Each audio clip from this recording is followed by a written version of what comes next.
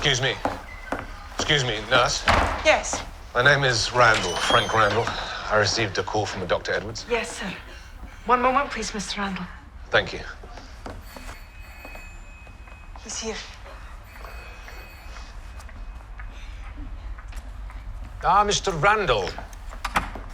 I'm Dr. Edwards. Where is she? Oh, she's resting comfortably. Some dehydration and superficial cuts and bruises notwithstanding, well, she appears to be in good health. Right. Emotionally, she's, well, she's better now, I should think.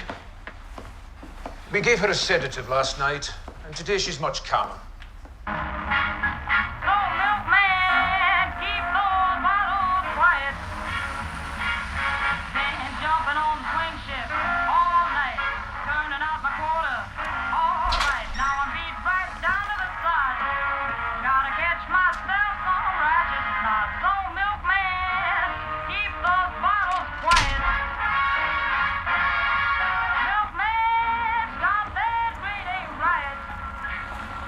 Can you turn that bloody thing off, please?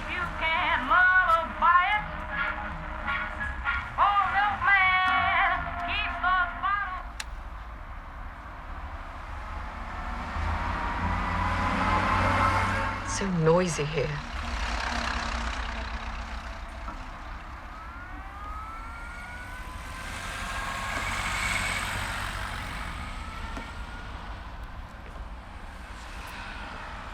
Oh. Claire.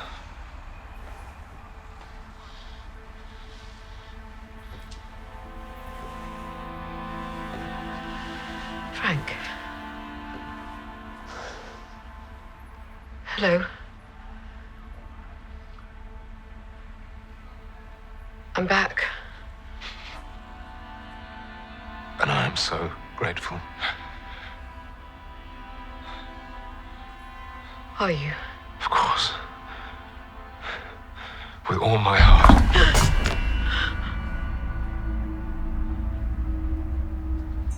Sorry.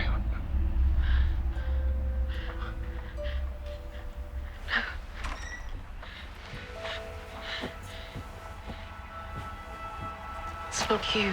Mrs. Randall. Hey! What are you doing? Get out of here now. I'm just doing my job. Now watch the camera.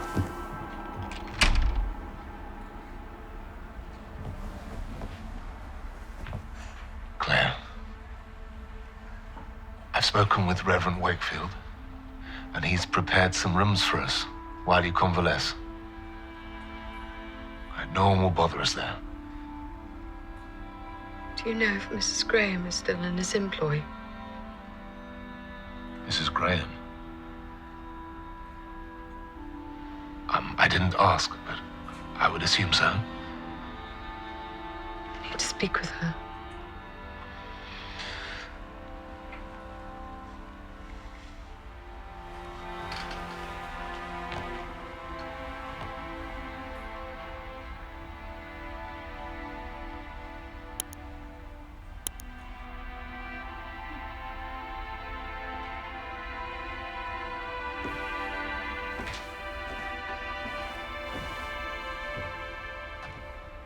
I'm going to need some clothes.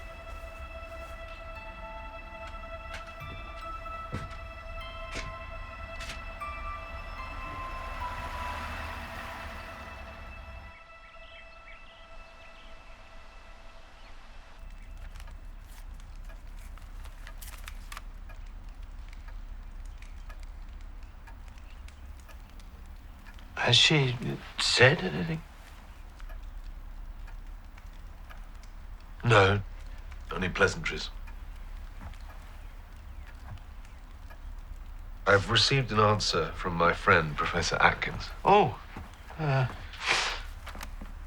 Examine the clothing you sent. Appears to be a marvelous example of authentic 18th century Scottish woman's wardrobe. Incredibly valuable. Where did you find? Oh, that's a good question. What are you going to tell him? What can I tell him? This is not the sort of outfit she could have just walked into a shop and purchased, is it? No. No, It's puzzling, that. Well, she's nearly exhausted my collection on Culloden and the Jacobite rebellion. Why this sudden obsession with Scottish history? No idea. She never showed much interest when she was with... before. So many questions. She's been back nearly a week. Don't you think it's time she gave you some answers? I believe she will when she's ready. Well, a sermon's not going to write itself. You know, you're not the only one with questions.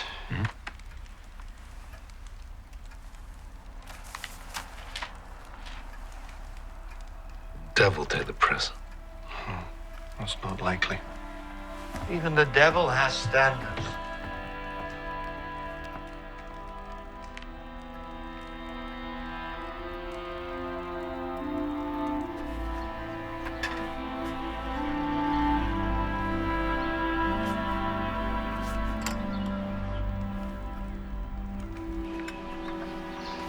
There has to be a fuller account of the Highlander losses somewhere. Well, I must say, the Reverend has the finest collection in Scotland. Even the curator of Old Leonard Cottage himself has been known to borrow books from our collection. They do that every day. People are saying there might be a war with Russia soon. Stalin's trying to block access to West Berlin. There's always another fucking war. So sorry.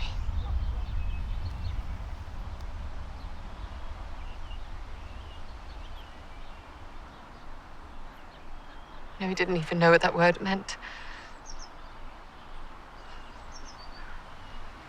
I actually called him a fucking sadist once. And he had no idea what I was talking about. I had a good laugh about it afterwards. You know, whenever you talk about him, you nearly always mention his fine sense of humor. Do I? Aye. And his smile. And his hair. It really is the most...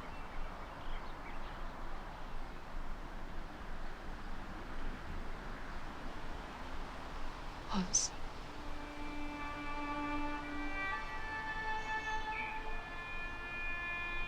It really was the most extraordinary mob of red you'd ever seen.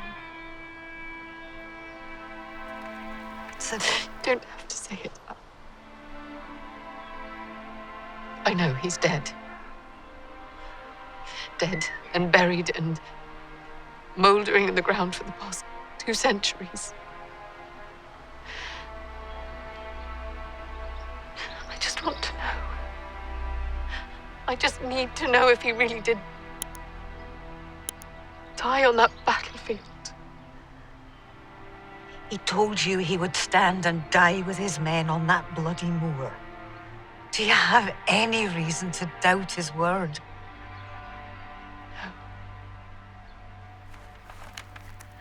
You have had an extraordinary adventure, Claire. Extraordinary. One that few people could even imagine. Treasure it. Keep it safe and secure, tucked away in some special place in your heart. But don't spend the rest of your days chasing a ghost. Not when there's a man, a real, flesh and blood, living man who loves you still with all his heart.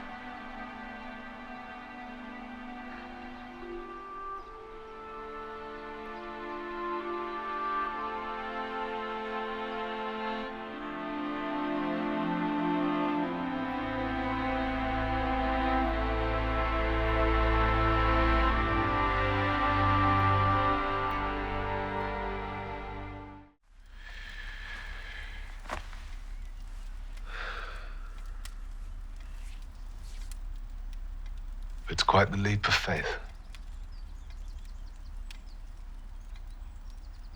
That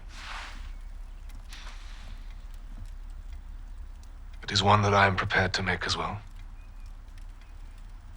Don't patronize me, Frank. It's insane, I know that. Sounds like a fantasy made of magic and fairy dust. Are you trying to argue me out of believing? Trying to get you to admit that even as you stand there, trying to be supportive and understanding, that rational academic brain of yours is screaming out that your ex-wife has either lost her mind or has fabricated some wild tale to drive you away. Ex-wife. I married another man. And yet you are still wearing our wedding ring.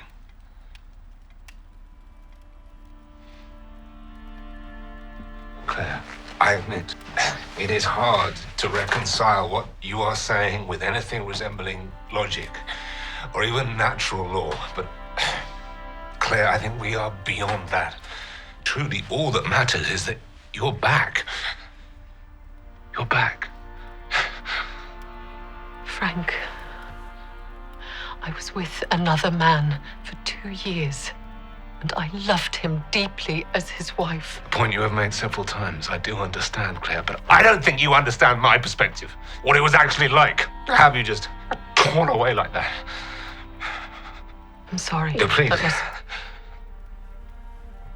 You have said a great deal. I only need a few minutes. When you disappeared, everyone wanted me to believe that you had left of your own volition with another man. And for a time, I wanted to believe that too, believe me. So that I could fill the utter void that I felt with rage, with betrayal, with hatred.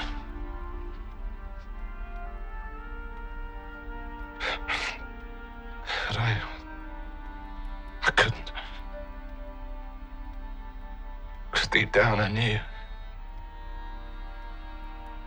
knew that whatever had happened, you did not choose to leave me, that something had taken you from me, and everything that you have told me tonight confirms at least that. And as for this other man, Jamie, I will not say that I understand your feelings for him. How could I possibly?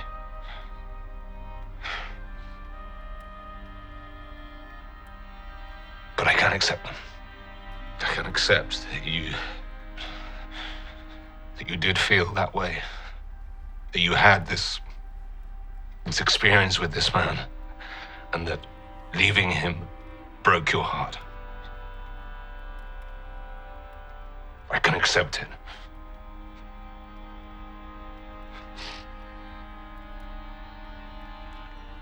I don't think you understand.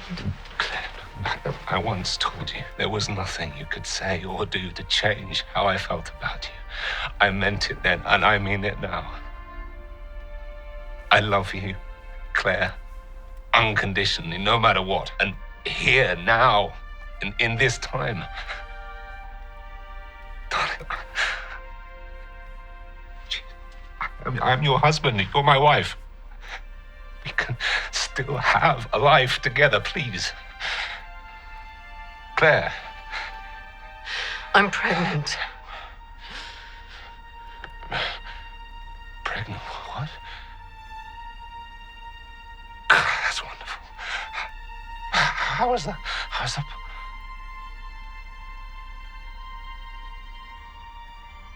No.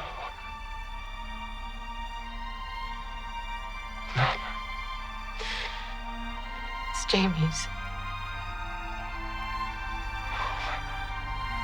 I'm carrying another man's child, Frank. You need to think about that and what that means for all of us.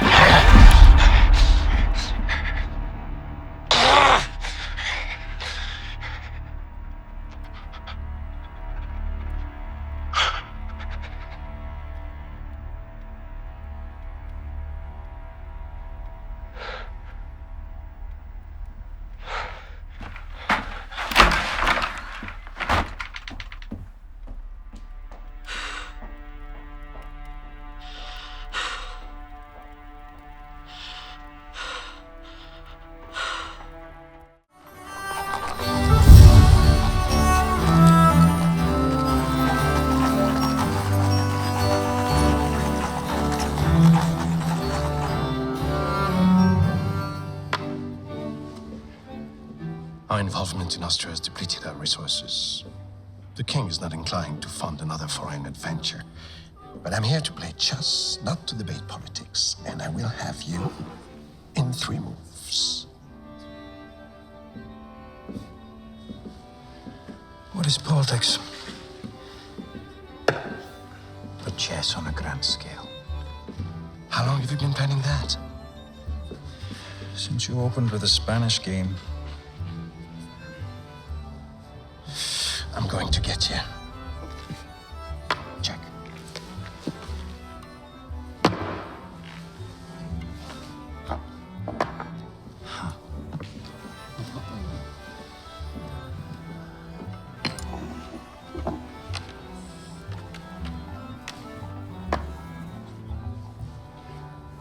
The game is yours.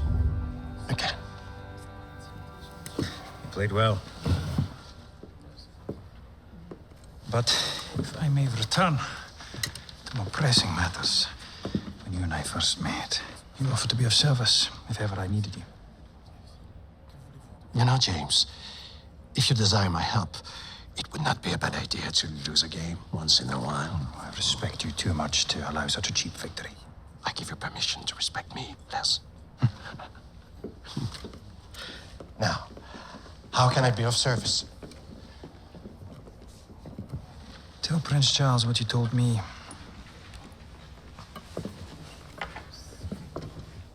That King Louis has no intention of funding the rebellion. You want to discourage Prince Charles from mounting your rebellion? Why? Scotland and our people cannot bear another failed rebellion. We must not invade until we're certain we have the resources and finances to win. As minister, I cannot speak officially to the emissary of a monarch not recognized by the king. You know that. Of course. But if you're to meet with Charles unofficially, in a place that values discretion above all... Which would be? Maison Elise. Oh. I have not been there in months. My wife. She need not know. You can honestly tell her you're simply out with me. Playing chess. What the hell is that? Those bite marks. Aye, well, she did get a wee bit carried away. She? Are you referring to that brunette whore that Fergus is always talking about? No, it was a different girl entirely. Who's a different girl entirely? What that makes it better? And how exactly did this different girl entirely manage to bite your thighs? There is a simple explanation. Well, I should hope so. Well, I don't suppose a gently reared young lady such as yourself would be familiar with the term soissons neuf.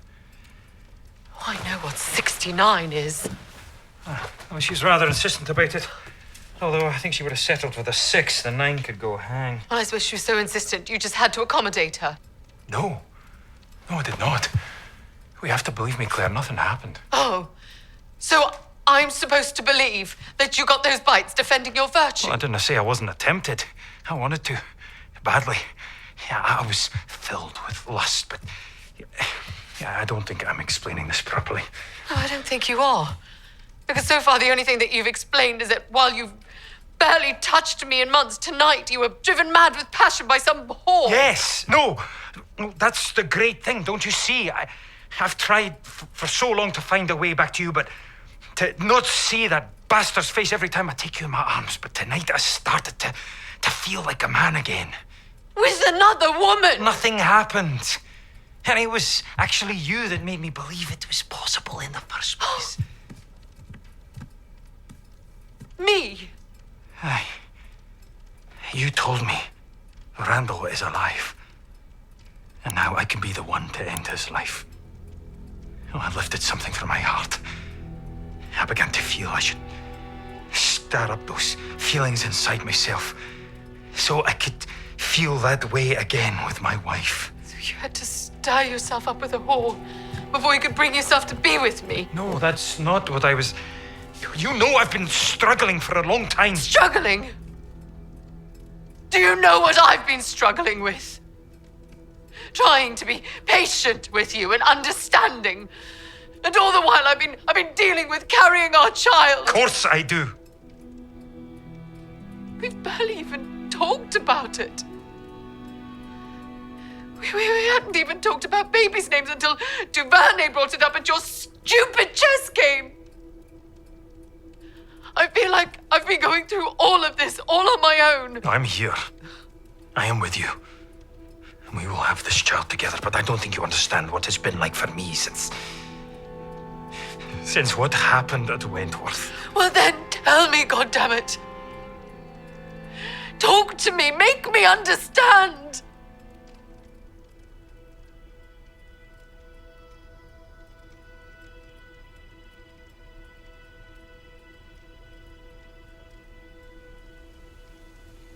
There's this place inside me, a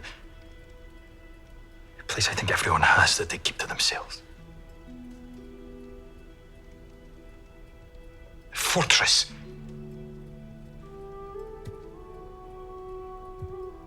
Where the most private part of you lives. Maybe it's your soul. The bit that makes you yourself and not anyone else. But after Wentworth, it was like my fortress had been blown apart. The thing that once lived there was suddenly exposed out in the open, without shelter, without...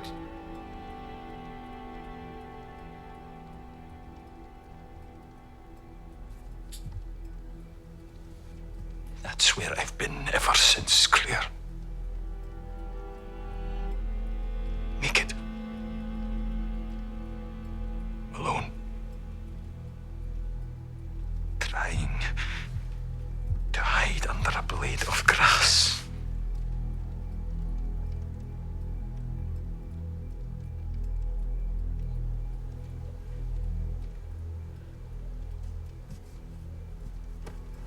I think it best I sleep elsewhere tonight.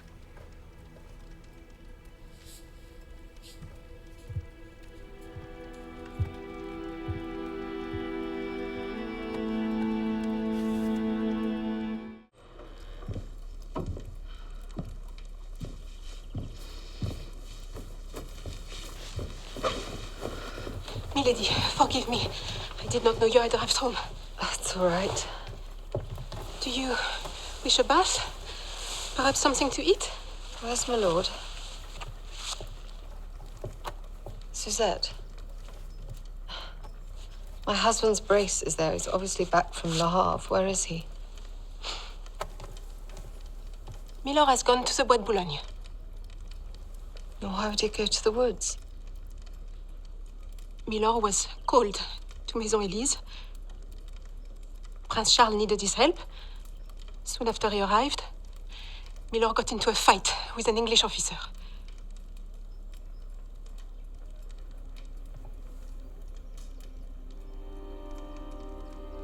What English officer? What was his name? Suzette. I wasn't there, milady. Marie told me at the market earlier. She overheard his master telling his wife everything. Just God damn it! Tell me what happened. The English soldier came hurtling out of the doorway, smashing into the walls. Then Milord appeared, looking like the vengeance of God. It is just as Marie conveyed it. You must. You promised. Milady, are you unwell?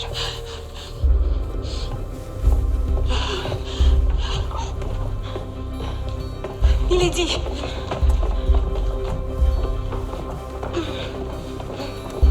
Magnus, the carriage. I'm going to the Bois de Boulogne. Milord wouldn't want you to. Milady, you cannot go by yourself. Then come along. But I am going now. Vite! Préparez le carrosse! Faites amener les chevaux!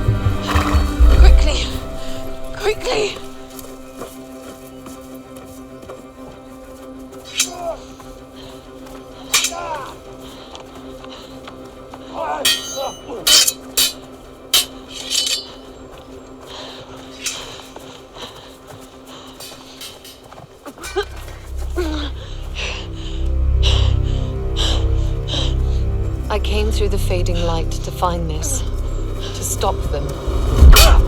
Having found them, I could not intervene, for fear of causing fatal interruption. Milady? All I could do was wait, to see which of my men would die, Jamie or Frank.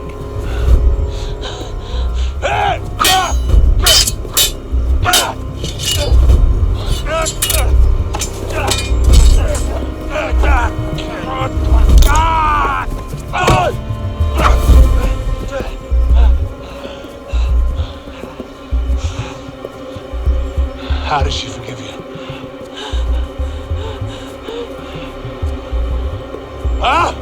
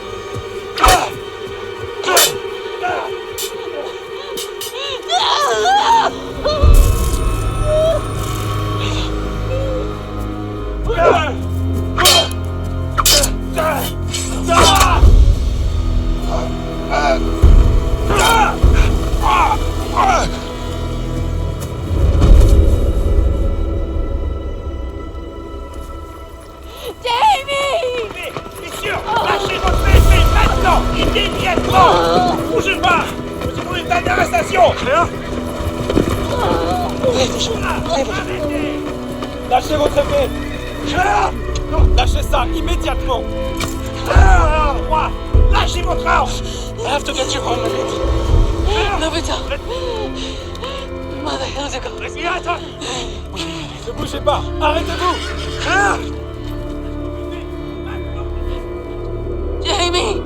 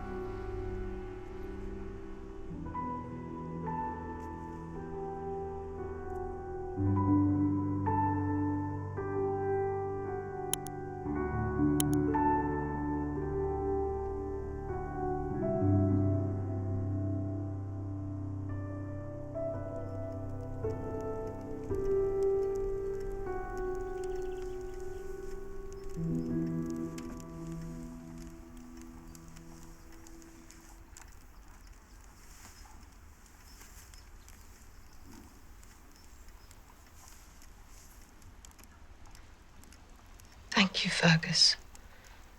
That was nice.